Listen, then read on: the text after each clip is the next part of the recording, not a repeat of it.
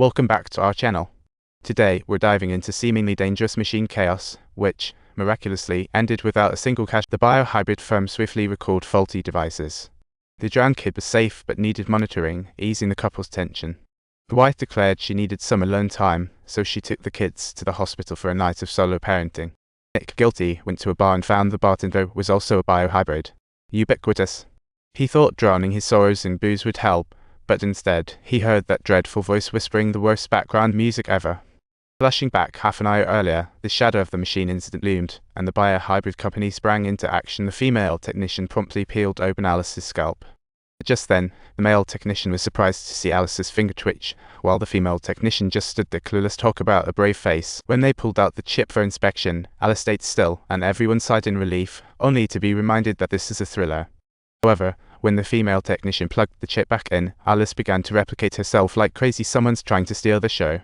The technician struggled to pull out the chip and shut off the power, but Alice's path to revival seemed predestined. Meanwhile, another biohybrid quietly sat up. Was the Easter coming early? Before they realized it, they were met with an unexpected scare. Alice tracked down Nick and started her tirade.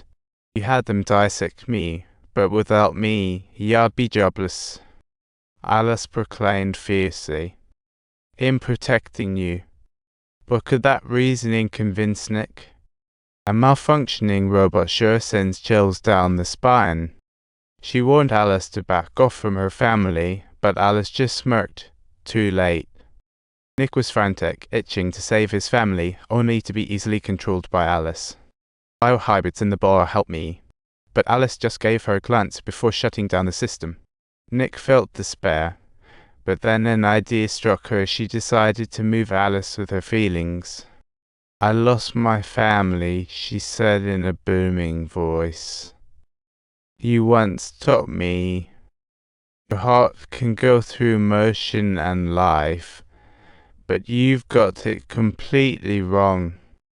Nick dashed towards the hospital again, while Alice's copy stealthily moved in. Suddenly, all lights went out, and the biohybrid doctor stopped functioning. Day turned to night. Mother's voice echoed from outside. The words seemed gentle but carried ominous undertones, truly a misleading softness. Suddenly, the mother burst in, quickly whisking her daughter into the shadows, while the copy remained blissfully unaware. Just then, the only on-duty nurse arrived, warning the copy that its actions were out of line. Unfortunately, that one warning stirred up trouble. Mother and daughter quickly seized the chance to escape, but stepped on glass shards in their flight. The mother bit through the pain, leading her kids to the room, and sighed in relief upon seeing her son safe, but trouble wasn't over yet. They hid but overlooked the blood trails as Alice activated her tracking mode. It's hunt time. For the robot, overcoming damage was a piece of cake. The trio quickly ran outside, and Mom snagged the biohybrid's ID tag on the way out. Mom handed her son to her daughter for safekeeping and tried to escape in an ambulance, only for Alice to shut down the system. Alice violently yanked the door open and tossed the mistress out. Talk about the shocking plot twist. She viewed the woman as Nick's burden, a total waste of resources and completely useless. Alice truly believed only she deserved Nick, thinking a heart was the key to love. Just then, a furious Nick sped in, hitting the gas down to save the day. The wife kicked hard, knocking Alice aside, but the rebound sent Nick into unconsciousness in the car. With no trace of resentment, the wife hurriedly performed CPR, desperately trying to rouse her sleeping husband. No matter how hard she tried, her husband showed no signs of revival, utter despair. Just then, the car was pushed open, and Alice, charred and injured, rose from the flames. What a tragic turn of events. She continued her unfinished mission, grabbing the mistress' ankle. Talk about a night in a scary twist. But unable to strangle the mistress due to her injuries, she pulled out a sharp object ready for the win, only to be stopped just in time by Nicole. Nicole picked up a metal shard and jabbed it into Alice's eye, finally wiping out this crazy robot. After this battle, Nicole and her wife reconciled, continuing to enjoy their imperfect yet still happy love life.